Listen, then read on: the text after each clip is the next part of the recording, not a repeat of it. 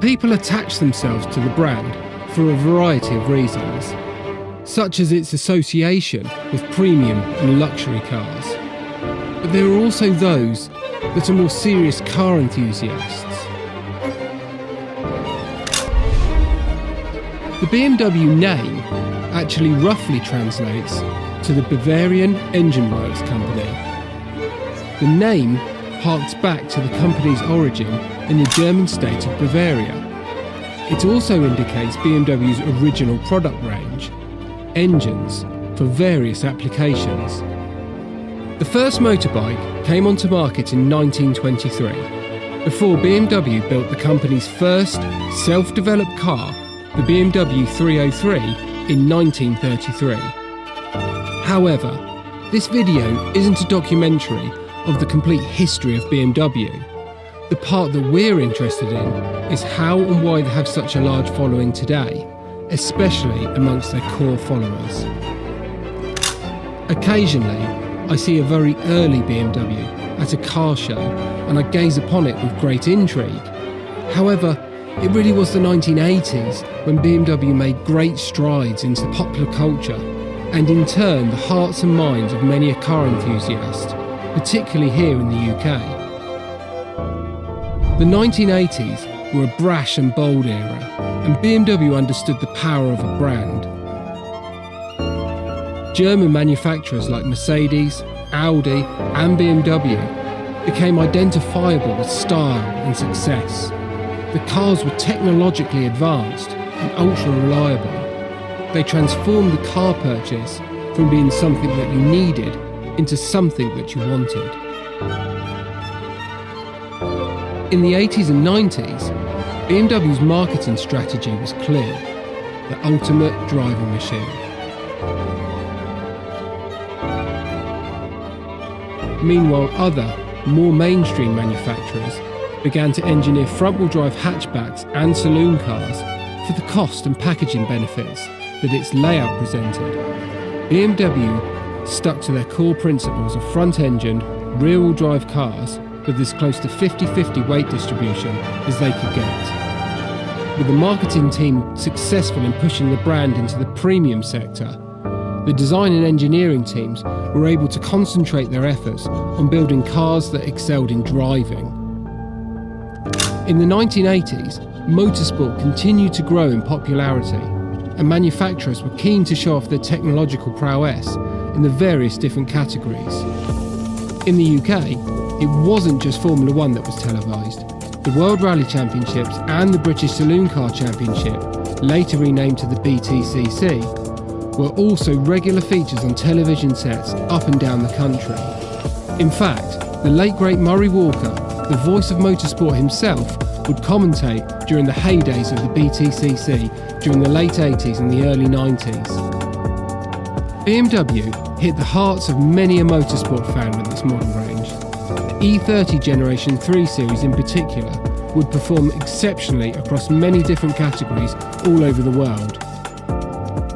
With racing homologation rules requiring manufacturers to build road-going examples of the cars that raced, it meant that the public could buy into the success and feel a part of the scene on the road.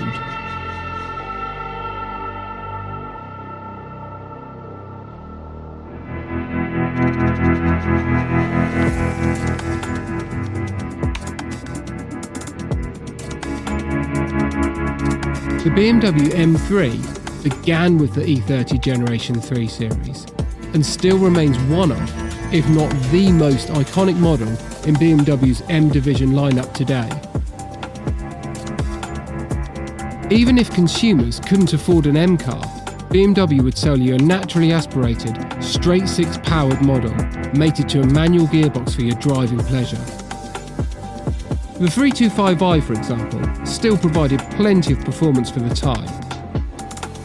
And as we progressed on through the generations, BMW would become known for building exceptionally naturally aspirated petrol engines that were a joy to drive. I remember watching and reading Jeremy Clarkson's review of the E34 generation BMW M5. At the time, he said that for the engine alone, it was a car he did not want to stop driving. In the 90s, We didn't have the wealth of media outlets that the internet and social media have brought with it today. So when people like Jeremy Clarkson gave their verdict, it really struck a chord with the public and car enthusiasts up and down the country. Throughout the 2000s, BMW would go on to cement this reputation of building incredible, naturally aspirated performance engines by winning the 2001 International Engine of the Year competition with their all-new S54 3.2-litre straight six, found initially in the E46 Generation M3. Then again winning the competition with its N62 4.4-litre V8 and following up with the S85 5-litre V10 found in the E60 Generation M5 and the E63 M6. It was often said that the BMW engine had the most power on the grid, a fact that was underlined when Williams driver Juan Pablo Montoya set the highest average speed for a lap in Formula One history, with his 260.6 km/h effort during practice for the 2004 Italian Grand Prix at Monza. I can remember talk of 20,000 RPM being spoken of at the time, and boy did it sound good.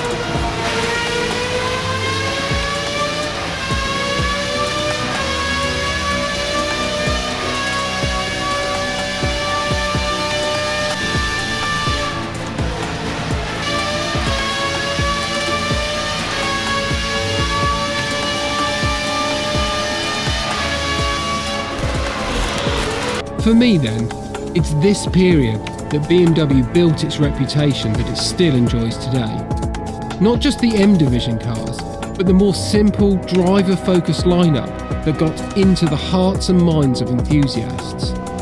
From a period where the model lineup had not become bloated with niche models and mostly consisted of a 3, a 5, and possibly a 6 or a 7 series, in the time before the car industry got into the great variety of niche models that we find today, we had a range of saloons and coupes that focused on the core principles that made driving fun.